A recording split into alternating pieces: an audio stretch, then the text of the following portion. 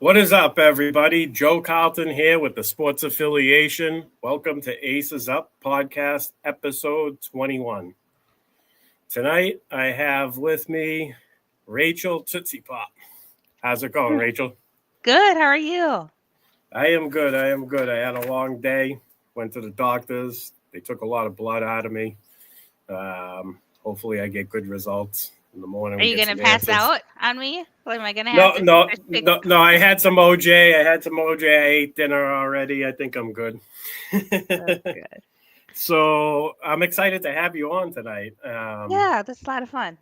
Yeah, I want to talk about some of the stuff you do for the fantasy football industry. Like a couple of weeks ago, you had that little Zoom get together that you invited me on. And Yes. I just want to say that was a fun time. It was the first time I got to have a conversation with John McGlynn, which was pretty cool. I've been, I've followed some of it. I've read some of his work, followed him for a little while, so that was pretty cool. It was cool to just how you get the people together and we just hang out. We talk not just fantasy football and football. We talk about like everything. You guys were asking me questions about Boston and restaurants, and I think that's pretty cool because other than the Fantasy Football Expo and the Scott Fish Bowl, I mean, we don't get to see each other that often, outside of being on the internet, on Twitter through the keyboard. So it's pretty cool. I think it's awesome that you do that. And when are you having the next one? Maybe next month. I'm starting to look at scheduling. So yeah, he's talking about my co-ed Zoom hangs that I host. I call them Huddle Up, and I bring people from the fantasy football industry and players and analysts together, and just a group of fun people. We just chat about whatever on a Zoom hang. Yeah, probably do one next month or so. Awesome. Blakely's in the chat. She says that she's the one that passes out, not me, which is true. Hey, Blakely. All right. So why don't you talk a little bit about your involvement in getting people to join their first fantasy football league, specifically women and kids? I think Yeah, that's awesome. I, yeah. I God. think we'll segue into Unwind, which is my biggest venture I founded Yeah. Unwind 2 years ago. It's a community of women who love fantasy football. That also meets on Zoom hangs, and that is all women. That is in Unwind. So we meet on Zoom hangs. We have best ball leagues that Blake Lee's in one of them. Um, and then we have different chat groups in a Discord that we just chat about fantasy football, chat about our NFL teams, and chat about life as well. And then yeah, then there. Oh, hi, Bear fan. Let's And keep. then and yeah, and there's some young girls in the wider fantasy football space that some of the dads play in the industry, and so invited a couple of those young girls to an unwind in this past summer. About 5 young girls that play fantasy football with their dads came to that unwind, so kind of like a little sister, big sister kind of hang, and we'll do another one of those next month as well with the little sisters of unwind.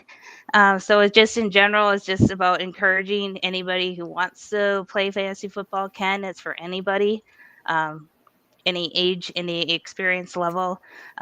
It's just a welcoming, inclusive space, and just supporting each other. Hey, Wendy. Right. Love it. Appreciate you tuning in, Wendy. All right. So since you bring in all these new first timers, you must be very good at giving general advice for beginners. So just in general, go through real quick what some of the things you tell newer fantasy football players. So the broad advice is just jump in and do it. If you want to try it, just go for it. Don't be afraid. Don't let your fear stop you from doing it. There are things to learn along the way, but don't let that stop you. And also just have grace with yourself. You are going to make a lot of mistakes as a rookie. Even veteran players make mistakes. It's part of the game that you just learn to pivot and adjust and adapt, and you develop resilience. And then just keep it fun. The main thing about fantasy football is just find the fun in it. If you have a favorite player, try to draft him, because then you have more rooting interest on your teams. Yeah, and just find some supportive people that can help you and give you tips and tricks, and find podcasts that you like that give you actionable and relatable advice. When I first started, I learned from Kate and Michelle when they had the Ball Blast podcast. That's how I learned how to play fantasy football. And I've taught some coworkers how to play football in the last couple of years. They've never tried it, and then I just help them draft and give them tips on what to do with their lineup and how to set their lineup and how to do their waiver claims. But yeah, the main thing is just to have fun and just don't be afraid to go for it. Nice. I like that. Why don't you tell us what else you have? You got an upcoming event for Unwind? Yes. You were mentioning this Friday. Yes. This Friday will be. So this season, I'm doing something a little new and different. I'm doing Unwind speaker series. So I'm doing 4 like mini panels during the season of different topics, and bringing in featured experts. Like last month, we had Jen Piacenti and Erica Renee Davis, and then talked about betting. And this Friday, we're going to feature Alicia Doherty and Kim Atkinson, and they're going to talk about DFS. We're going to deep dive into DFS, and they are well experienced, and they've had a lot of success with DFS. I am not great at DFS, so I'm looking forward to learning from them and finding out their tricks and tips and what to do. So that's this Friday, October 24th at 7:30 Eastern. So reach out to me at Tootsiepop 6 if you would like to join. Ladies reach out. So it's part of Unwind. So it's the women's group. So it's a special event exclusive for women to come together, and they can hear about DFS and ask any questions that they have. Sheesh, I think I'm going to have to tune in. I see here Wendy says Alicia won $1 million prize. Oh, man. Yeah, the Millie Maker. She won that a couple years ago. You know what it is? We were just talking about this before we went live. I feel like it messes with my redraft mind when I play DFS. It's the lineup decisions are different. Like in redraft, you drafted a player for a reason.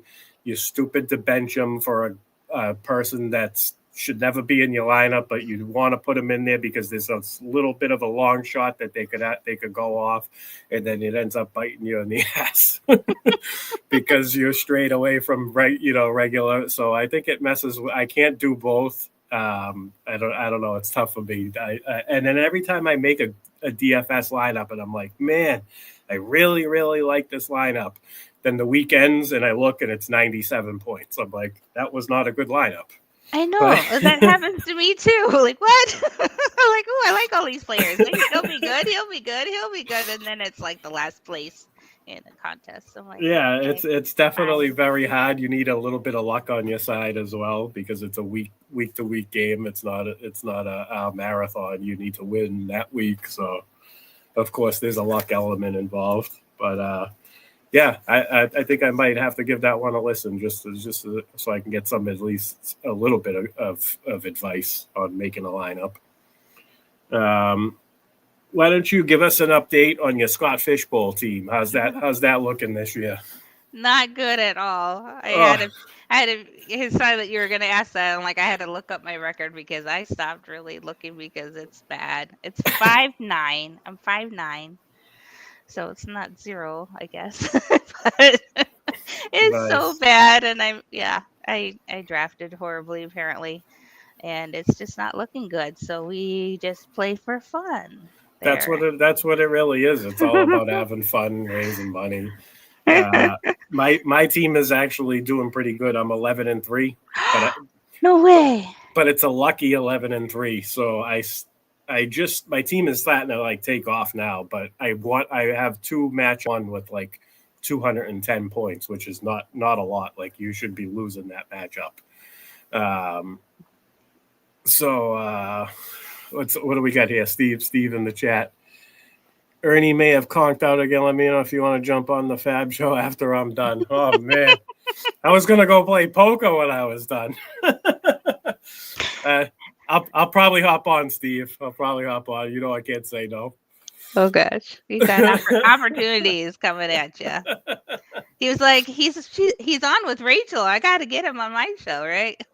No, so I've been doing stuff on Steve's channel at Fantasy Savvy. Yeah. I've moved the Monday night reactions show with my little high stakes group that I have. We moved that over to Steve's channel to help him out with his channel. He's got more of a high stakes audience anyway. He's a fellow high stakes player as well. So how much you talking with high stakes? What are you playing with? Well, it's like big tournaments. So the regular online championship is a $350 buy-in, and then I do one. Sometimes I do two, but this year I did one primetime event. That one's a $1,750 buy-in. I usually don't buy in. Here's what happens: if you win a $350 contest, you get the choice between $1,500 cash, or you can trade it in for one of those entries. So that's basically what I do. But that's how sometimes I end up getting two. It depends on how many I win. If I win like 3 or 4 of those online championships, then I usually do more than one. But yeah, some of they're basically $1,700 events. The $350 you can win. $250,000 is the grand prize on the 350 on both of them actually, but obviously the bigger buy-in has a smaller pool, less of a field to go through.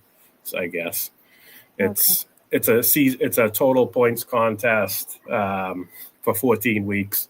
The top 2 from each league move on to the shootout round, and then you start with your weekly average, and it's a 3-week shootout on top of your weekly average. Wow. So you just got to get in, really. Okay. That's how in 2018 I started like 565th out of like 700 teams, and after the first week I was 4th. I was in 4th. So, and then I maintained it, and I won a nice little prize. Nice. I've been rolling off of that basically ever since. And that's redraft then? Redraft? Yes, redraft. Okay. Huh. That's awesome. Yeah, it's pretty fun. The competition's real hard, like in-season management. It's like a war. That's kind of how I've gotten really good. You play it against tough competition, and you see what they do. You kind of learn that way. It's a good way to get really good, I guess, because there's very little margin for error. Wow. But that's crazy. Yeah. Good for you. Thanks. So you got into the IDP Kings Classic this year. 34 round IDP draft, live draft. They didn't tell me that part before I said yes. I found that out after I said yes. Like, oh, wait a second. What did I get myself into? That would be like an insta headache, right? You must have had a headache by like round 18. I definitely did after it was all done. Yes, it was intense. And it's both offense and defense. So yeah, and a 14 team. So it's harder yet. How many? So why don't you tell us about the experience of the draft, and then I'll ask you some of the questions about the format, because I want to know like how many IDP players you start, how many is in the starting lineup, and all that stuff. But tell us about the draft first.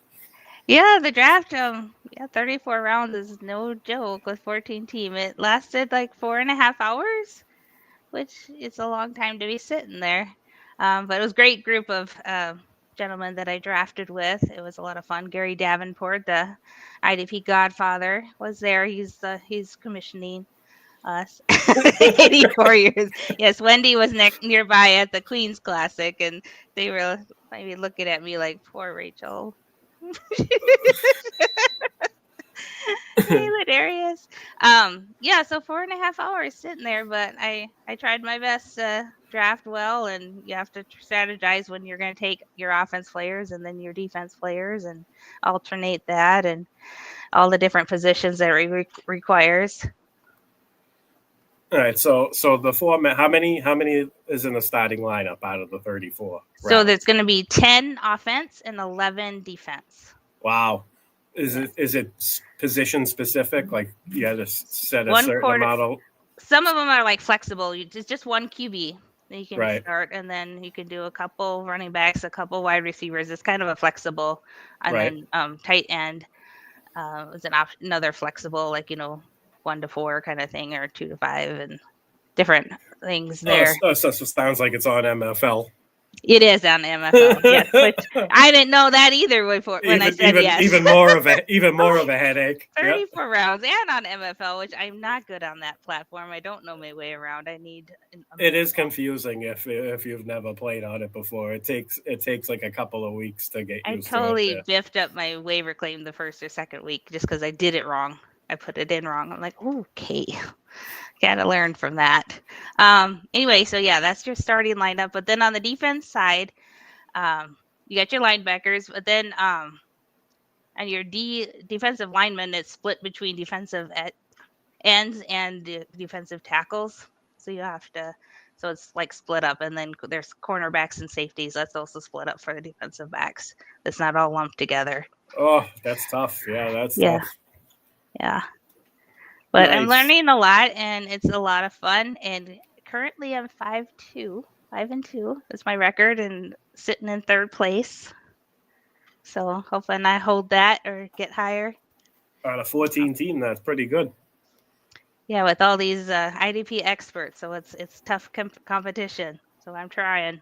Yeah, but my biggest thing with the IDP is trying to figure out when is the right time to bench a player that normally does good, because there are weeks where they don't get the tackles that they should, or they don't play the snap share that they should, and I'm still learning that part. This is my first year. I'm in the FF7s with Iggy. Yeah, I'm doing pretty good. I'm 4-3. I just lost this week. I thought I was going to be 5-2, but I'm still in a playoff spot. I'm 1 game behind Rick. My former co-host has got a game on me. This is my time to jump on him too, because he lost Puka.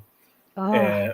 Yeah. So I need to be winning, not losing. But yeah, it's definitely fun. I'm definitely going to do more than one league. I'm going to look into where I can get into like an IDP. I don't think they do high stakes IDP, but I'm definitely going to do more. I love the format. I think it's fun. It's another wrinkle. It adds a different scoring system. One of my favorite things to do, and one of my favorite things about Scott Fish too, is a new scoring system. Like looking at it, finding ways to exploit it and use it to your advantage in the draft. Like I'm like a strategic nerd, so like learning something new with the new scoring system is pretty interesting and fun to me. So I'll be doing more next year.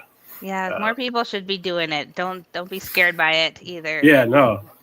Just keep it simple when you first start, and focus on tackles. That's the biggest thing, is who's going to get more tackles. So that's a lot of the scoring is tackles, and then go from there. But yeah, just keep it simple, and again, just have fun with it. Right.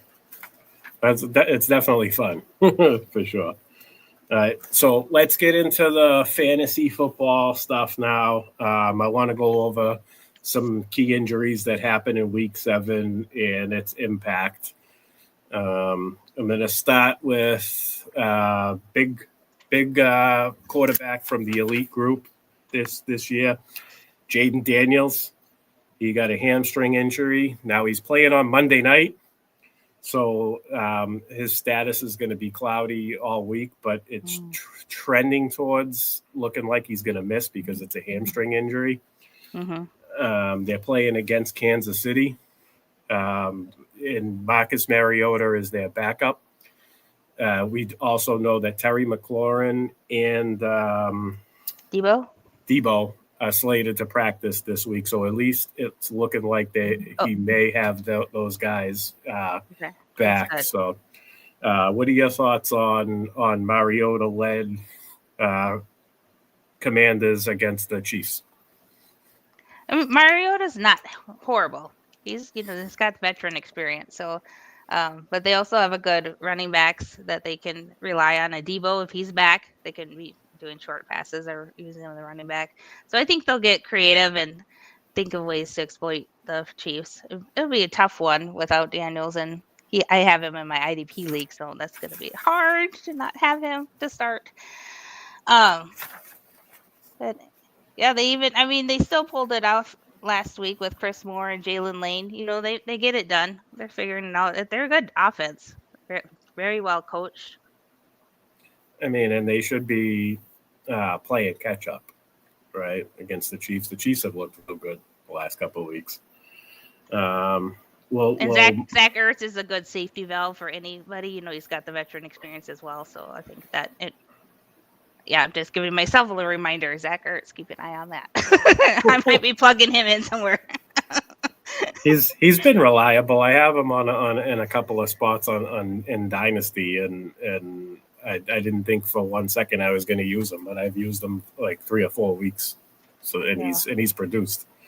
And this week for sure, he would definitely be somebody to watch. Okay. So, are you confident in throwing Mariota in there if you have quarterback problems? I mean, to start him. Oh, I mean, I'm confident in the team. Right. I don't think I would. I mean, definitely not in the QB1. If you have to in Superflex, I guess, because he does rush a little too. But I would not want to. Yeah, no, I agree with you. Plus, the Kansas City Chiefs is a pretty tough matchup. Oh yeah, those defenders are tough. All right, so let's jump over to Bryce Young, ankle injury. We know he is definitely expected to miss week 8. He's doubtful already. I don't know if he's officially been ruled out, but that brings in Andy Dalton as a backup. How do you feel about Andy Dalton running that team? Are you confident in Tet McMillan? Are you still starting Tet McMillan? And do you like any of the other pass catches on the team? I would still start Tet McMillan, and I'm liking what we're seeing with Leggett. And then Dowdle and Hubbard are doing both rushing and receiving work. That's also a headache trying to see who's going to get the rushing carries. But they're both, it looks like a committee to me. And then they both are working in the receiving work as well. So, I mean, also, I don't think I want to start Andy Dalton, but I'm not going to shy away from the other players. Yeah. Right. Okay. I'm not sure on Jalen Coker yet. I don't know if you have a read on him because it was first week back and something happened. I was liking him going into the season before he got hurt, but I'm with you. I got to see it before I commit to it this year. He's always, he was injured last year. I want to see if he's one of those players that can come off an injury and still produce fantasy points. A lot of people need to be fully healthy, like Evan Ingram, for instance. If he plays at all banged up, you can pretty much count him out. Like it's just the way he plays. He needs to be fully healthy to give you production. So I got to see it first before I commit to Jalen Coker. Leggett definitely looked good though this past week. He did, yeah. Would you have any hesitation with Leggett, like if you need a flex player? I mean, we have a lot of teams on bye. I mean, Tet McMillan, no question, he's going in. Dowdle and Hubbard, I would start them. But Leggett, would you have hesitation? No, I don't think I have hesitation on. I don't think I necessarily move any of them up or down because, I mean, Bryce Young hasn't been that great this year in general, and Andy Dalton can sling it. We know that. That's true, yeah. Sometimes to the other team, but that's so true. But I mean, he can't be that much worse than Bryce Young, is my point. So, I'm valuing them pretty much the same. I'm with you on that one. Yeah. Pivot over to Kendre Miller, tore his ACL. He's now out for the year. Alvin Kamara already was disappointing this year. Yes. It turned into a little bit of a committee. It was like a 58-42 split for a few weeks there. When he went down, I noticed that Kamara got pretty much all of the snaps. I think Devin Neal was on the field for a total of 7 snaps for the entire game. How do you feel about Devin Neal as a handcuff, and do you think that Alvin Kamara getting full? You think he'll get, if he does get the full majority of the volume? Does that make you feel any better about how inefficient he's been? I guess. He has been a bummer. So I don't know if I feel more confident. I mean, he's still going to be the RB1, but still temper your expectations, I think, with Kamara, because they did quite a bit of passing with Olave, and Juwan Johnson is involved a lot. so they're slinging it a lot. But I think they're going to get Devin Neal acclimated. He was a rookie that showed a lot of promise coming into this season, just hasn't had a lot of opportunity yet because of Kendre Miller. So we'll see. So if he could be a waiver stash. I wouldn't start him or anything like that, but someone to keep your eye on because Kamara is older and injury is a concern with him, and he has been a bummer. So there might be some eating into that workload. Right. Okay. I mean, I have a lot of Kamara. Excuse me. This year, unfortunately, I thought he was going to be. I know. I didn't think he was going to fall off the cliff this year, but in the Saints' offense isn't even that bad. Spencer Rattler is not terrible. I don't think he looked better than I thought he was look. Right. I would have thought that Tyler Shuck would have gotten an opportunity by now. I think that's what we all thought coming into this season because I know I have him in dynasty leagues and some deep best balls. I got Shuck on a lot of those teams because that's what we all thought was going to happen. Maybe Rattler for a couple of games and then it'd be Shuck time, but it hasn't happened. Rattler's doing it. Right. So, with that being said, I'm probably still starting Kamara unless I have a better option on the bench or one of my RB stashes get an opportunity going forward. But I think you pretty much stuck playing Kamara. Yeah, I definitely am still starting him, but I'm not super optimistic that it's going to be any different, but I hope so. We can hope. All right, let's jump over to poor Mike Evans, man. Broken collarbone, concussion, probably done for the year. He's not going to get his 1,000-yard season. It's pretty sad. With him out, how does this affect the rest of the team? What are your thoughts? Well, it seemed to affect Baker this week. They just took a lot of air out of their, they just lost their excitement for it. But the Bucs, they also are another well-run offense. So they did things with Tez Johnson. He was showing things. Kate Otten got in there. Egbuka has been really strong. And eventually we'll get Godwin and Bucky Irving back. So that will definitely be good. I'm not sure when they're looking to come back. Oh, but man, Mike Evans' face just he was so pale, and then he just looked so distraught, both from pain and just disappointment. You could see him, and didn't we all just want to give him a hug? I did. I'm oh. It was definitely sad to see, and he goose egged anybody who played him. Me included, but me too. Who cares about that? Because we do care about the players. We don't want them to be injured, and it's and it infected Baker. You just know that, so he's gonna have to get his heart back into it and work with these other guys. Speaking of zero, there were quite a few zeros this week. If you picked up Luke McCaffrey and streamed him, he got you a 0. If you played Kittle because he was back, he gave you a 0. Poor Mike Evans got hurt before he could get a catch, so he gave us a 0. There were a lot of donuts. Darren Waller, he was injured too, but oh man, goose, we all got goosed. At least it was spread around. So hopefully you didn't get stuck with more than one.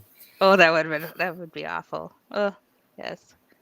All right, so next injury we got Cole Kmet left at the end of the second quarter with a back injury, and he did not return.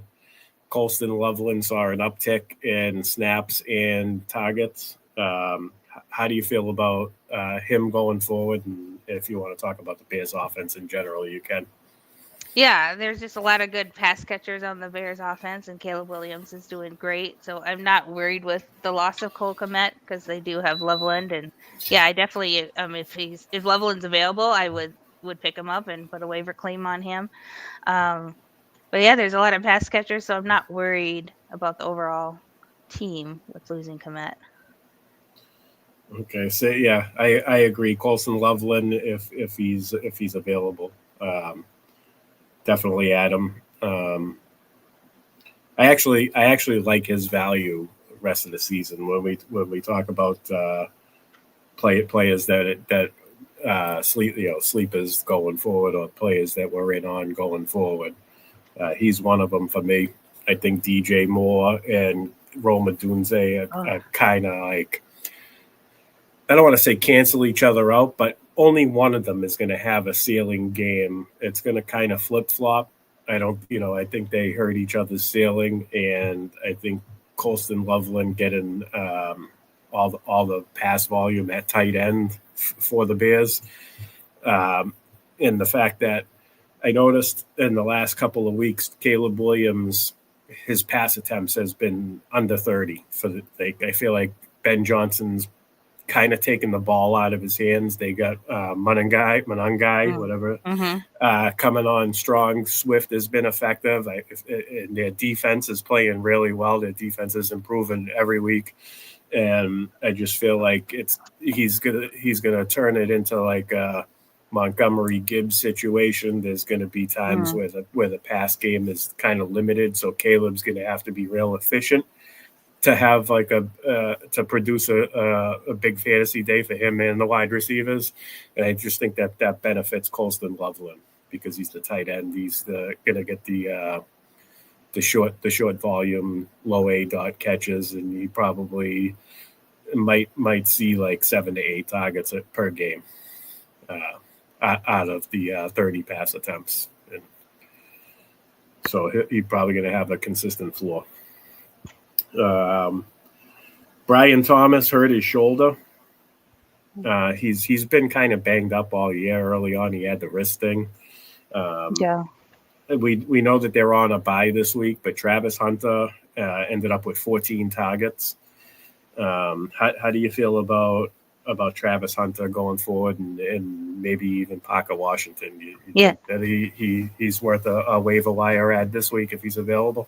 Yeah, I was just going to mention Parker Washington. I think if either of them available, put a claim in them because they're going to be viable. Nice. All right, and then last night we had Nico Collins take a pretty good shot to the head. He's concussed.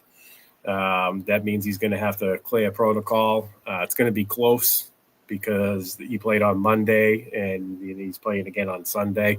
So he's literally going to have to pass everything each day in order to be even activated on Sunday. And then he'll be playing basically with no practice reps. So it's kind of a long shot that he's going to play.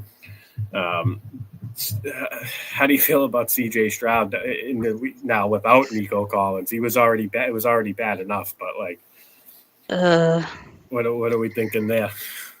It's less exciting. It's less exciting without Nico. But if you have to start Stroud, I think just trying to think, would we start Stroud over Mariota? I think so. Because Mariota has the Chiefs. Who are the Texans facing? That's a good question. I don't know either. The Texans have got the 49ers. So that's a tough matchup as well. That is. And the offensive line is awful.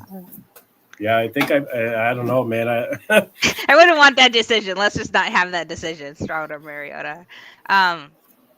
Yeah, I would put Stroud down lower without Nico Collins. Who do you think benefits if Nico misses for a pass catch? Do you think one of the rookies step up, or do we see more another 9-catch game out of Dalton Schultz?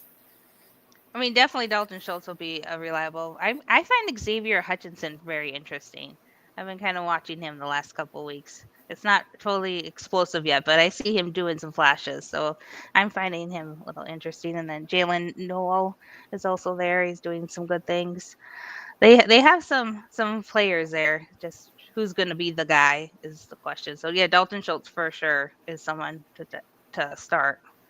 But beyond that, it's kind of hit or miss for now till we know more. All right. So, I think I agree with that. I think I lean a little more Jalen Noel than Jaden Higgins. Jaden Higgins, he kind of seems just like a one play, big play, boom or bust type of deal. I think Jalen Noel would be the better floor play out of the two rookies. I didn't even consider Xavier Hutchinson. But yeah, I agree. He does have He does have a game with 2 touchdowns, right? A couple of weeks Yeah, ago. that's what I was gonna say. That caught my eye that he had that one.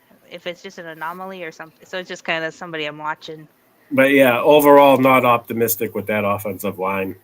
And just CJ Stroud. We saw what happened when he lost Tank Dell last year. His whole emotions, everything just went. So now that he's without Nico, I mean, I'm wondering how it's going to affect if it's going to make it even worse for him.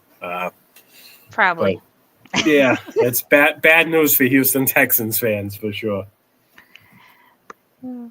And that's it for the injuries. That's plenty of injuries. Every week, I feel like we're going over like 6 or 7 new ones. It's like, but in addition to everyone that's still out, like Godwin, is he going to come back? Hopefully. Yeah, they rushed him back too soon, and I knew it. I was like, and it was because they kept getting. Remember when Tampa Bay had too many wide receivers? We shouldn't have said that. We jinxed it. Jalen McMillan will eventually come back too. He's probably not right. He's probably not a forgot about him. Yeah, probably not a bad. If you have an IR spot, pick him up and throw him on there if he's not on somebody's IR already. But and just some kudos to Rachaad White. He's doing, he's filling that role, rushing and receiving, and everyone's like down on Rachaad before the season. Like, it's all buggy. Rashaad's nothing. No, he's not nothing. He's very needed right now. Rachaad White was one of my favorite handcuffs going into the year, and I thought Bucky Irvin was the worst pick in round 2, and it turns out that Chase Brown might be the worst pick in round 2. But Chase Brown. But Bucky was, I mean, better days are ahead for Chase Brown. But Bucky Irvin, man, I just had a feeling like he was going to miss time if he took over the entire role, and that's kind of why I was huge. I had a lot of Rachaad White. He's come in handy the past couple of weeks. I definitely put him in the flex. So we are both on the Rachaad White fan club yes, here. If anybody has questions about, we are the fan club presidents. I mean, the guy had 50 catches every year he played in the NFL. How could you discount him like that? I know. I never did either. I have him in Dynasty and whatnot. Yeah. Yeah, no, I love Rachaad White. He's not the most efficient back in the world, but he gets it done. He can do all the roles, all 3 downs. Yes, passing downs. All right, so let's move on to the rest of the season outlook. Why don't you give me 2 players that you think have gained steam, gained value, and you like going forward the rest of the season? So somebody I wanted to mention is Jackson Smith-Njigba. I mean, we always knew he was going to be, a big player, but he was maybe second round. He wasn't up there with the Justin Jefferson and the CeeDee Lamb with the drafts, and he's number 1 right now over the season. He's the best wide receiver. He's the guy. So he's somebody that is definitely, locked and loaded for the rest of the season. No questions. And the other guy I like a lot is Javonte Williams, running back, Dallas. He's RB5 on the season. He was also underestimated before the season started. Everyone's like, Javonte's not going to do it because he had such a bad year last year, and he's doing it. Nice. Good choices. Do you have favorites too? I mentioned Colston Loveland already. Somebody else comes to mind, Brashad Smith, running back for the Kansas City Chiefs. He saw increased usage last week on Sunday. A lot of it was in garbage time, but he did have 4. He ended up with 5 receptions. He had 4 receptions in the first half before the Chiefs ran the score up. So that was encouraging to see. One thing I always say about Andy Reid is, what he does in the first half isn't by accident. That's designed. It is planned, part of the game plan. He doesn't mess around with his game plans.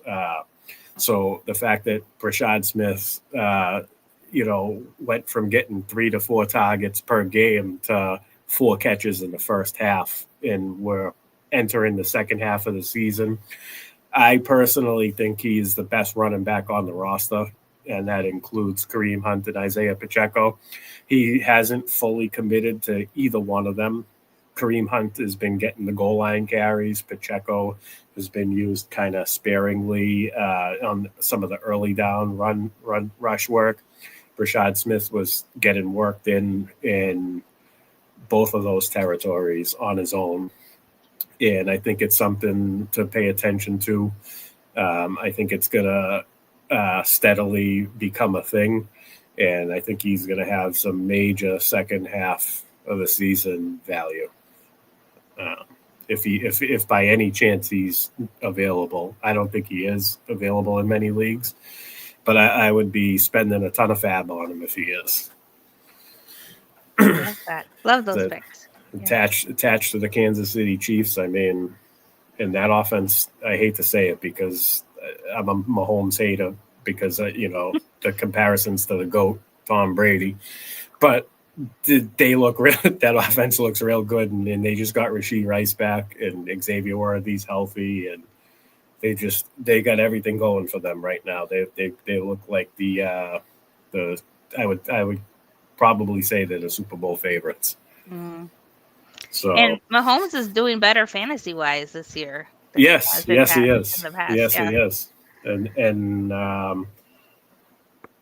I don't know. I can't say what the factor is for that because the last couple, I think he just was a little bit unlucky last year, or the last couple of years. That fact combined with the fact that their defense was their defense is still real good, but I think it regressed a little bit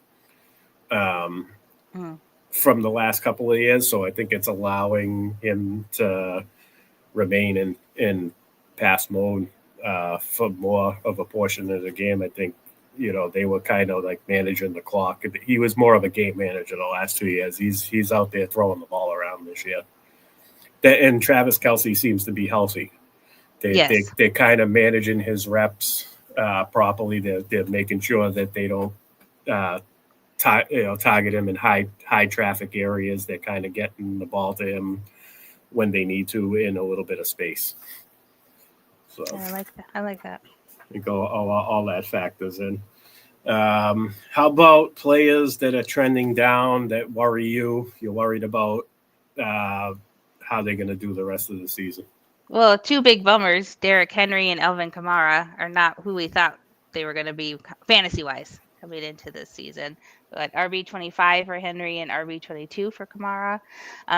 But you still kind of have to start your studs, but they've been a bummer. So I guess just something to monitor for now and hope that it changes. We're not even halfway through, so hope they can change. And then just like personal bummers for my fantasy teams, Calvin Ridley and Jerry Jeudy. What are they doing to my fantasy team? Jerry Jeudy confuses me because when you look up the numbers that indicate a good fantasy football player, they're there. But the production and like the execution is not. No. And it's like I keep starting him. I don't know if I'm just stupid or what, but it's because I keep thinking his ADP and he's supposed to be the guy, the wide receiver 1 on that team, and then 4 points. He's on the field all the time. He's the first read all the time. And he's out there giving us 3 catches for 29 yards or something like that. It's like, and I mean, I think a lot of that. I was kind of off of when they drafted Harold Fannin. I stopped drafting Jerry Jeudy. We couldn't even get a discount on Jeudy. Like he slipped maybe a round, but I needed him in like the 8th round, 9th round for me to consider him. Because I was actually big on Harold Fannin, and I knew that what he could do, and I knew that the Cleveland Browns like to use that 12 personnel with 2 tight ends, Njoku and Fannin. He's on the same level as Njoku with his athleticism. He might actually have more size. So yeah, and then they drafted Judkins. After the draft, I just knew it was a recipe for disaster for Jeudy. He was going to, have a lot of those 5 for 40 games, and his ceiling, like I thought the ceiling was just going to be gone. So that was a landmine I avoided, thank God. Well, you should have told me, Joe. Why didn't you tell me to avoid Jerry Jeudy? He is killing my fantasy team. Yeah. I'm also good friends with a high stakes player that's a Browns fan, and during the off season, that's when we talk the most. Once the season starts, we're no longer friends. But right. I shouldn't say that. But the strategy talk goes away. Yeah. That's for sure.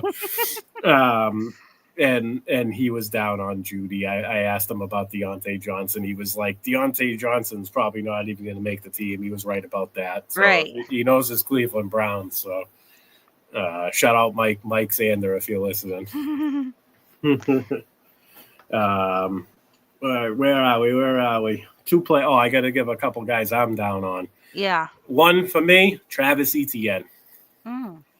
Okay, early on in the year, early on in the season, he had a couple of nice games, and it was due to breaking a long play. Like he had like a 63-yard rushing touchdown, 50, I think it was a 54-yard rushing.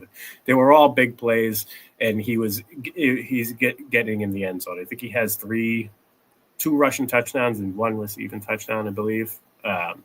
And it's been like 3 or 4 consecutive weeks where he hasn't hit double-digit fantasy points. We saw this past week Bashal Tootin get more involved. Trevor Lawrence is bringing down the entire offense, in my opinion. Now that Brian Thomas is injured, maybe I always think maybe Travis, like I think ETN needs to be more involved in the passing game, but he doesn't get more than like 4. He gets like 3 or 4 targets per game. They don't use him as like a check down. Like Trevor Lawrence doesn't check down to him at all. He's somebody I'm down on. I actually traded him to Greg Kellogg. Greg took over a team. We lost an owner in the TSA expert listener league. And I know Greg is huge on the curse of 370. And as soon as he took over that team, they have Barkley. I was like, man, I'm going to try to get Barkley. And the first trade I offered him, he accepted. I offered him, I gave him Odunze and Travis Etienne for Saquon and DJ Moore. Wow. So I swapped Bears wide receivers with him because, as you know, I was just talking about how I think that it's going to be one or the other each week. It's not going to be both, or it could be both, but not often. And I don't think it's going to necessarily be Odunze dominating over DJ Moore. It's going to be whoever makes the big play or whoever gets in the end zone, I should say.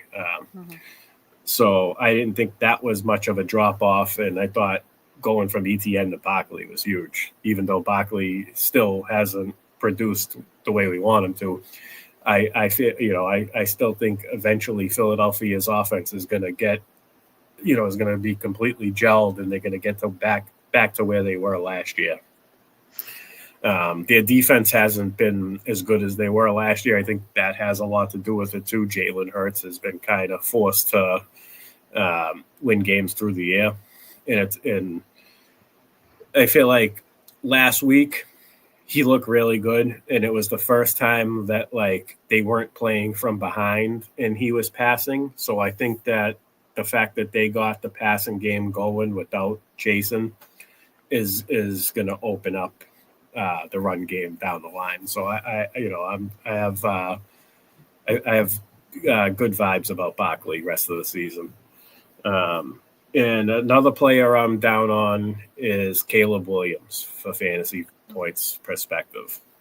His rushing bonus that he gave us last year, his rushing upside is completely gone. I think Ben Johnson is making him more of a game manager and a pocket passer and making sure he doesn't scramble out. We talked about it earlier, Monangai and DeAndre Swift. Monangai starting to come on, and I think as much as they can, they're gonna he's going to give them both double-digit carries going forward. They're going to keep Caleb Williams under 30 passing attempts as much as possible, with their defense playing better as the season goes on, especially at home. Their defense looks real good at home. Even the game where Caleb threw for 4 touchdowns against Dallas, he only had 28 pass attempts in that game. The games where he had 35, 34, 37 pass attempts, the Bears offense itself was inconsistent, and there was games that they lost. So that's kind of why I'm down on Caleb Williams rest of the season. Obviously, if you have him in Superflex, you're going to play him because you drafted him as a QB2. He's a great QB2 in Superflex, but in QB1 leagues, I'm not confident in him going forward. That's all I got for my rest of the season landmines. We'll move on to the bye weeks. We'll go over the teams that are on bye. We got 6 teams on bye this week: Arizona, Detroit, Jacksonville, the Raiders, the Rams, and Seattle Seahawks. One thing I noticed in the draft, so now I don't normally pay attention to bye weeks during the draft, but I got to like the 4th round, 3rd or 4th round in a couple of drafts, and I was like, oh, damn, I got 2, sometimes 3 guys already on a week 8 bye. Like if you started, if you did, like on one of my teams, I had Brian Thomas Jr. And then in the 3rd round, because it was 3rd round reversal draft, I got JSN. So, and I was like, damn, that's my top 2 wide receivers are on a bye week. In the second round, I took Chase Brown, which I'm still kicking myself over, instead of Jonathan Taylor. But my love for the Bengals and Joe Burrow and how I thought how that offense and just the schedule at the back end, like Cincinnati has an awesome schedule from like week 11 on, and that's when you want your big money players to be doing. They have fantasy friendly matchups in that range. Those are like the tiebreakers I use to pick between elite players in the early rounds. Okay. And so yeah, like we got all these teams on a bye. So, we already covered a bunch of waiver wire targets. Do you have any names that we haven't mentioned already that you want to talk about? Well, for tight end, Rondé Gadsden.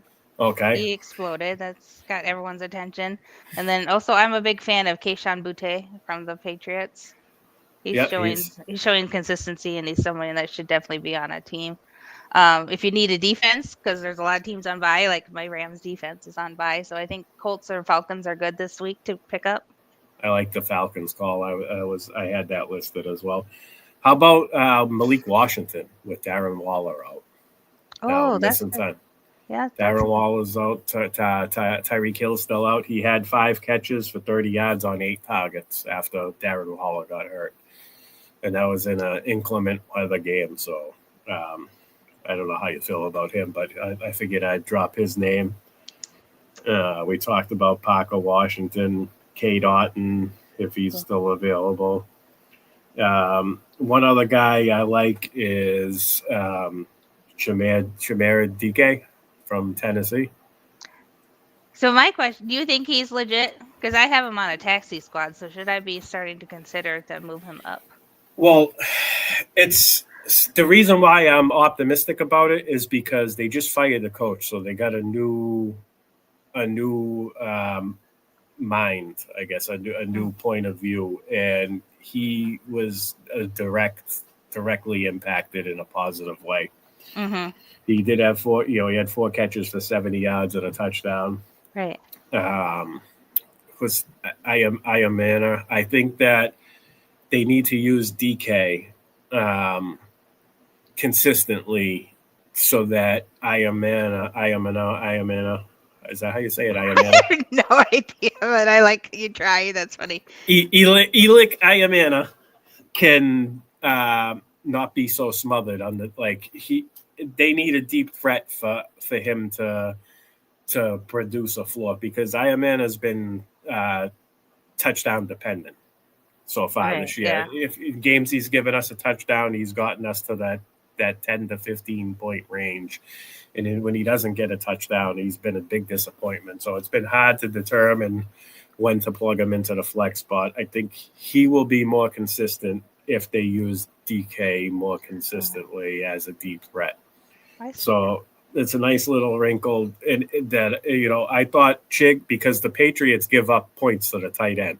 Yeah. So it's like one thing I've noticed. I've watched all the Patriots games this year, and like they're like, here, you can throw it to the tight end, and Okonkwo didn't do anything, and it was and they used and I think under the old coach and staff, the old head coach, Callahan, he was like trying to find a way to get Okonkwo the ball, and this guy comes in and immediately DK is getting targets. So I'm optimistic about it. Obviously, we got to see another week before we plug him in lineups, but I think he's worth a cheap bid. Yeah. Do you think that changes when Ridley comes back, though? I don't know. Calvin Ridley's. Because he. I know. There's like the words because he's supposed to be the guy. I know that. I think maybe if they use maybe they can get all three going. It'll help Cam Ward. But I got to be honest with you, Calvin Ridley's starting to remind me of Amari Cooper. Like he's like, he might have a big game. Like he'll come in and give you like a 7 for 128 and 2 touchdowns out of nowhere.